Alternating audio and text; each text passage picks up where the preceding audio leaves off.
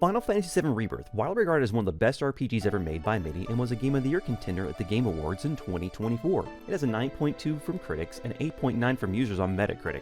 However, a question stands. Is this overrated? I think so. Now, I went into Rebirth with a more open mind to all this, understanding that these games are being treated as sequels much more than an actual remake. Oh my god, dude, are you kidding me with this crap right away? I hate you so much, Square. I hate you so much. Yeah, that didn't last too long.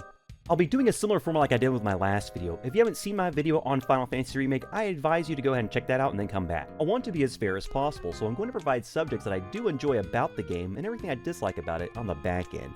Now, what I dislike is going to be a much longer list compared to what I do enjoy about the game, but this criticism comes from a place of love, of a story I hold very dear to my heart. I will be discussing spoilers for Remake, Rebirth, and the original. If you don't want these titles spoiled for you, I suggest videos play those and then come back later. If you keep on watching and you get spoiled, shame on you. This is my opinion, and I know it's going to be very subjective in many ways.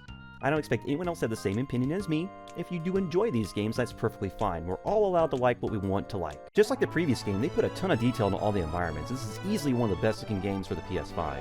There's no denying that Square is always able to attract insanely talented people to work for them. The way the character models look, along with their animations and as you play, and then the cutscenes look fantastic.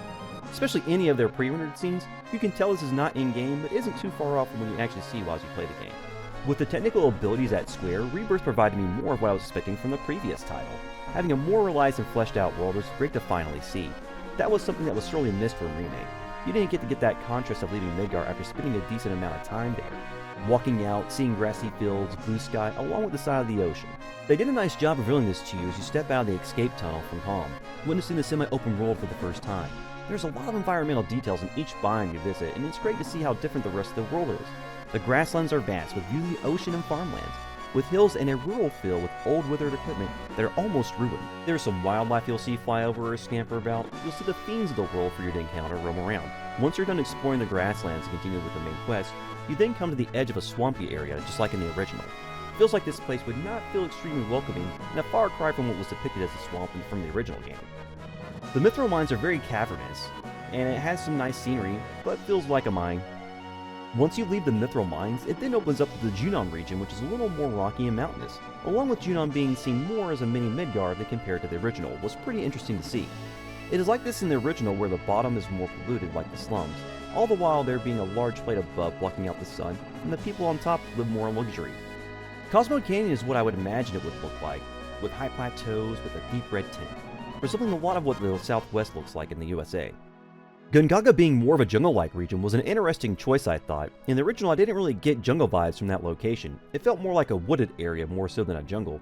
It was nice to see so much green and other colors after being in the desert under the Golden Saucer for so long. Seeing more of the world in modern graphics was fantastic. Traversal in this game feels a lot better than the last one. Feels like there are a lot more places to have vertical travel, not that you never went up and down in Remake. A lot of the time it felt like all the ladders were pretty short compared to all the ground you cover. In this you're climbing cliffs, using a grapple in some locations, gliding with chocobos, and hiding up literal mountains. This also felt a lot less claustrophobic compared to Remake, with having so much more open space to run around, not just moving through what felt like corridors or alleys for the most part. I also enjoy being able to see all of your party members while you're in the open areas as well. It makes a lot more sense because in the original story it is implied all of your party members are there for all of the events. It also feels like you're on a journey with the others instead of just the selected party members like in pretty much every other game from Final Fantasy. Wouldn't be able to talk about Traversal without mentioning the chocobos. These feather guys have been fan favorites for many games. It was cool to see them give all the different chocobos abilities while exploring the world. This was similar to the original except they weren't region specific. You had the different colored chocobos that allowed you to access certain areas and you had to breed them to get to these different types.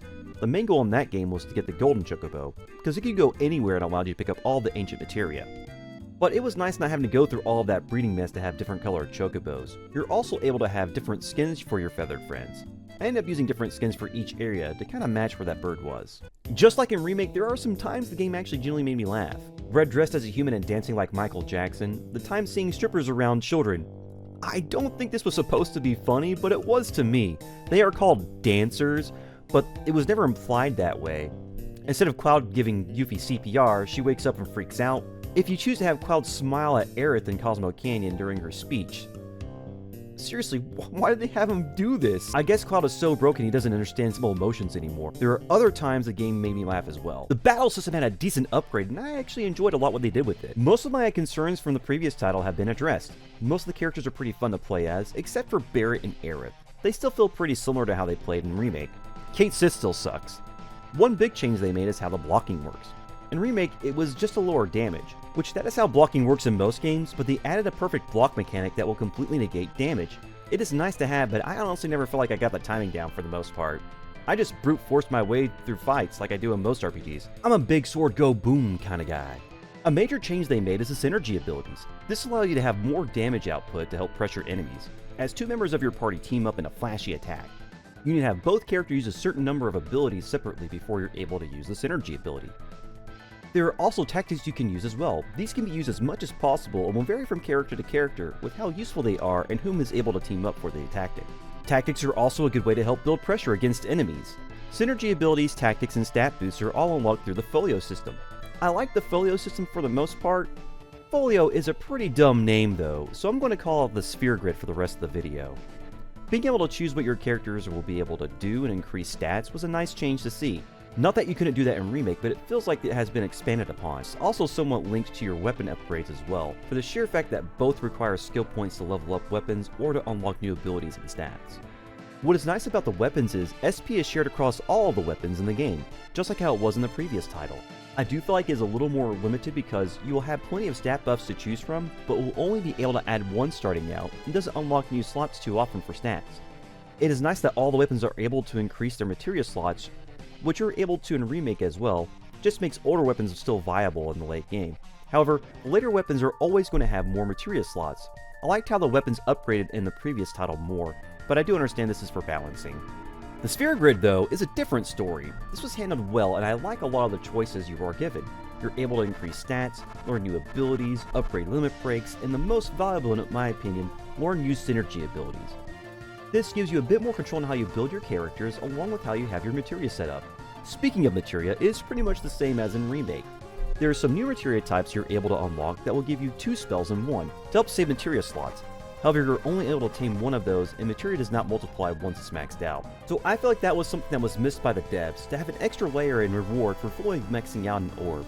Red 13 finally getting the love that he deserves. This is one of my favorite changes. You finally get to play as Red 13, and I was really bummed that he was in Remake, but was only used for some light puzzle solving. They did a great job with his combat too. He attacks like I imagined he would, and he gets a lot of great abilities and good stats. He was a mainstay in my party, just like with many playthroughs in the original. Tifa was also a mainstay in my party. Having Tifa and Red in the party just felt perfect. One of Red's best abilities you get right away, which is the Stardust Ray. It is an AoE super early in the game. Even if Athena is not weak to fire, they can still get pressured because it is constant damage. Another great ability that he gets is he's able to provide haste to everyone without the need of time materia.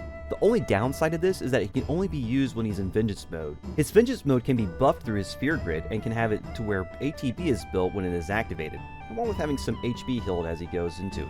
I say it as a downside because the only way he's able to build a Vengeance bar is by successfully perfect guarding. As I mentioned earlier, I wasn't the best at it. However, that can be bypassed with having Red be a non-active character. He will build his bar himself most of the time. Now, I would be remiss if I did not talk about the somewhat switcheroo with Red.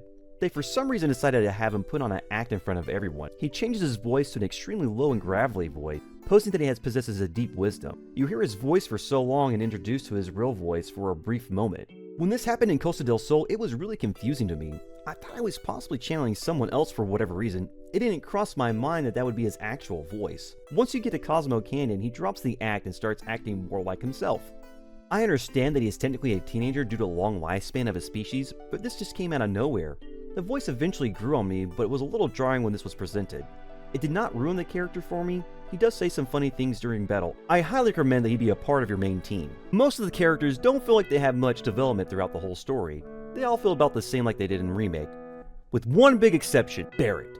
Barret has the most character development out of all the other party members, besides Red. There are times where Barret is the butt of the joke, but there are many times they have him show more emotion than the others. There's a side quest that really involves a character, and it shows Barret with his softer side, involving his adopted daughter Marlene. He talks about how he wants Marlene to shine and spread her wings, with high hopes that she is going to do something big in her life, all the while lamenting having to let her go to do so, but in the end willing to do it for her. Holding back Marlene is not something he would ever want to do. You also see more of how Barret views the world and is willing to go out of his way to help someone that seems helpless. Mainly through the Black Roadmen, he is willing to defend those that would be defenseless. Then there is his whole backstory. They did a really good job with how this is presented. When they finally visited Corel, you're able to see the guilt that he has been carrying silently. All the townspeople despise and blame him for the town's destruction. Barret takes it without fight and welcomes it. He also blames himself for what transpired, which all of this happened in the original game as well, and Rebirth is pretty faithful to this. The flashback shows the decision to bring the Maka reactor was in favor by all, Barret kind of being the lead on the conversation, and Dyne, his best friend, the only one to object. When the reactor explodes, Shinra comes in and wipes out the town, all the while Barret loses his right arm and thinking he lost Dyne as they were both struck, with Dyne seemingly fall to his death. Even with this happening, Barret is seen as the one responsible for it all. After finding Marlene, he leaves in disgrace. The hatred goes deep with the townspeople. Children are told when he is seen for the first time in years to not speak to him. There's a side quest that involves Barret and some kids. In the end, the children see Barret more of who he is. The best thing about his story is his best friend, Dyne. The events unfold in a similar fashion. Dyne shows up in the Golden Saucer, he visits the battle arena and shoots up the place, with this being pinned on Barret. The only description given is that it is a man with a gun for an arm. Instead of Dio just going straight to a conclusion, he discusses it with the party and offers you to figure out the situation. In the original, he just throws you all into the desert prison. When you find Barret out in the desert, he already knew who it was. When you take him to where Gus says he has him locked up, Barret explains that when he had his operation for his arm, he heard that another man got the same operation, but the opposite arm, knowing it had to be Dyne, but never tried to seek him out. Barret is finally brought to Dyne and sees what has become of him. You can really see the pain and anguish in his face, always talking to an invisible version of his wife and Marlene. But it's all brought on by psychosis. After an exchange of words and seeing that they are failing, Barret has no choice but to fight his old best friend. This is where things start to deviate for the best, at first. When this happened in the original game, it was a pretty straightforward fight. However, it still had an old western feel like it was a showdown. It is a little more involved in this game. There was cover take and attacks to dodge. When it comes to Barret, this is the most fun I had playing as him. This fight is great until the second phase. Remember.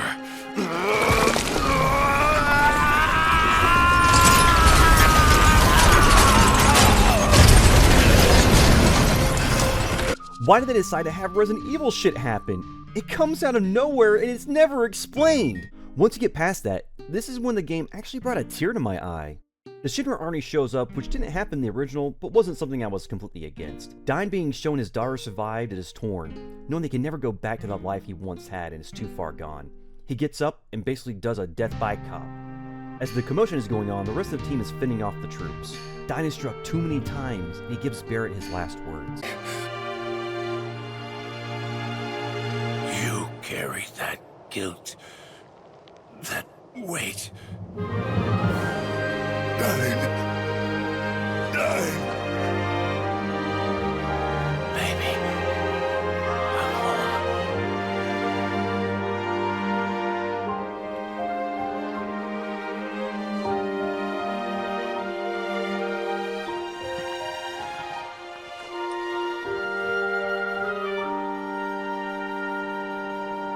I'm I missed you.